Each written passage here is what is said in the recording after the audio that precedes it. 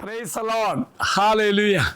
We have the second letter of St. Paul to Corinthians, chapter 5, verse 14. The love of Christ compels us.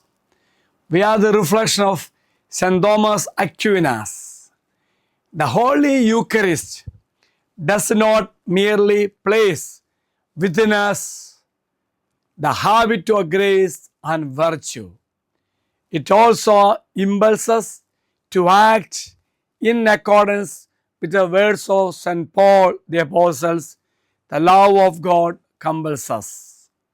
Dear friends, this verse describes how the immense love of Christ is a compelling force that motivates us believers to serve Him, as His death for all signifies that all who believe have died with Him to their old way of life and are now able to live for Christ.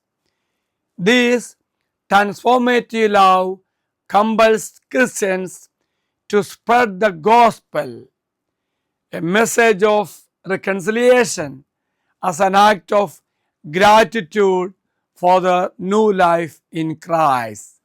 Let us pray. Lord Jesus, with every communion that I receive, let me be geared toward Christian action. Help me to cooperate with your grace and practice all the virtues.